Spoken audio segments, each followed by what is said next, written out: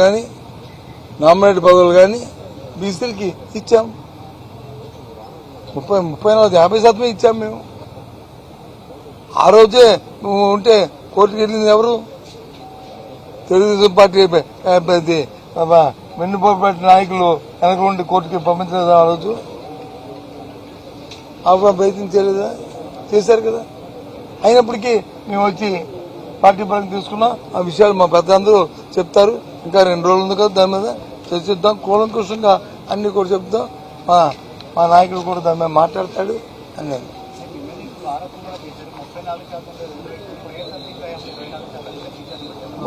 ఉండాలా? చంద్రబాబు నాయుడు ఆయన ఏమనుకుంటుంటే నేను వచ్చి భగత్ స్వరూపుణ్ణి, నేను చెప్పిందే నిజం, నేను చేసిందే వేదం అని ఊహించుకొని మాట్లాడుతుంటాడు. నిన్న మాట్లాడక డిఎస్సీ మీద ఏమని ఇందులో చాలా ఇబ్బందులు ఉన్నాయి, ఈ స్పోర్ట్స్ కూడా అందుకే దీన్ని మళ్ళీ మార్చామని చెప్పాడు. ఇబ్బందులు ఉన్నప్పుడు ఉద్యోగాలకు ఇచ్చారండి అమ్ముకోవడానికే. అలాగే దీన్ని కోర్టులో వేసింది మీ మనుషులు కదా. అయినప్పుడు కూడా జగన్మోహన్ రెడ్డి గారి శత్రుత్వం ఉంది కాబట్టి, ఒక కమిట్మెంట్ ఉంది కాబట్టి, ఒక అకౌంటబిలిటీ ఉంది కాబట్టి, నా బీసీ నా ఎస్సీ నా ఎస్సీ అనే ఒక ఉంది కాబట్టి అన్నిట్లోనూ 50% మించి ఆయన ఇచ్చాడు.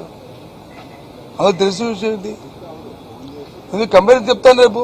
గత 5 సంవత్సరాల్లో 14 నుంచి 19 మధ్యని ఈయన ఎంతమంది ఎంపీలకు ఇచ్చాడు, ఈయన ఎంతమంది ఎమ్మెల్యేకి ఇచ్చాడు, ఎంతమంది రాజ్యసభలు ఇచ్చాడు, ఎంతమంది మంత్రులు ఇచ్చాడు, ఎంతమందికి ఇచ్చాడు, రేపు ఎంతమందికి పోతున్నాడు అని చెప్తాను రేపు.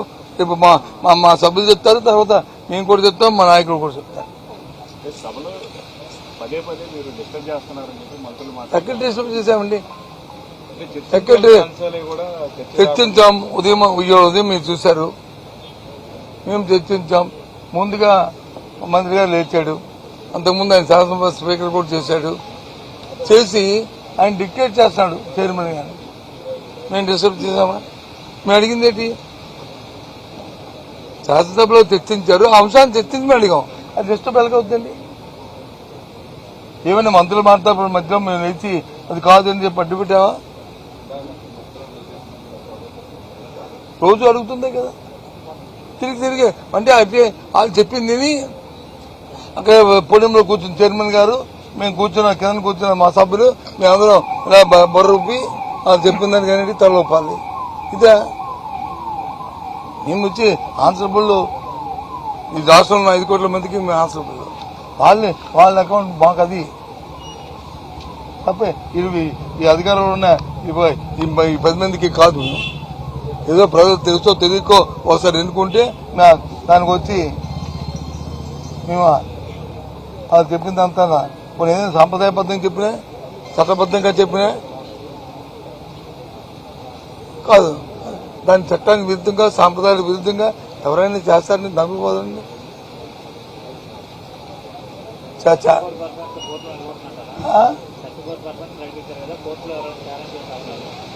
కోర్టుల ముందు న్యాయస్థానంలో 2వ విషయం అండి, తర్వాత జరుగుతాయి.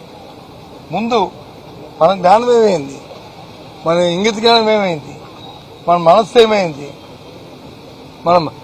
మన సెన్స్ ఏమైంది, అది ఆలోచించుకోవాలి కదా. ఎందుకోసం మరి దేవుని మార్చావు? సాక్షాత్తు చంద్రబాబు ఆయన చెప్పాడు కదా, ఎన్నిపోటీ నాయకుడు చంద్రబాబు నాయుడు చెప్పాడు కదా, ఏమని ఇబ్బందులు ఉన్నాయి అందుకే దీపో మార్చామని చెప్పాడు కదా. నేను చెప్పలేదు కదా. తర్వాత కోర్టు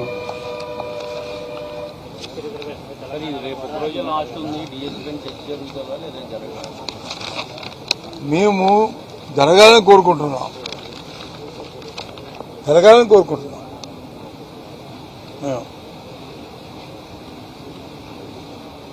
ఓకే, ఇది మేము అందుకే మా అవసరమైతే ఇంకో 2-3 రోజులు సభలు కూడా పొడిగించమని కోరుతున్నాం. ప్రభుత్వాన్ని చర్చిస్తుంటే పొడిగించమండి. రమ్మని చర్చికి ఏమి వాళ్ళు ఎందుకో కానీ ముందు ఈ గ్రూప్ 1 కూడా మరిచిపోయారు 2 రోజులు పెట్టి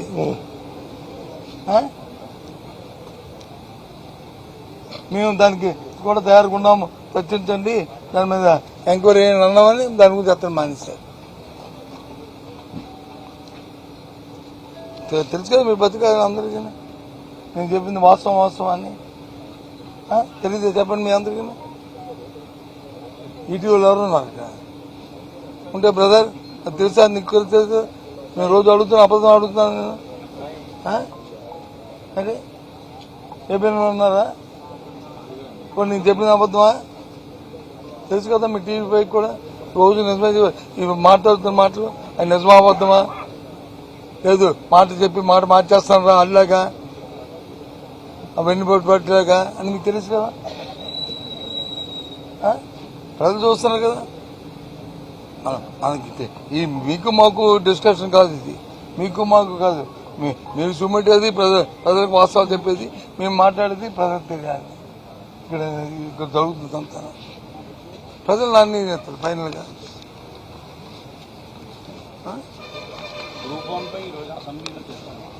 చెప్తాను కదా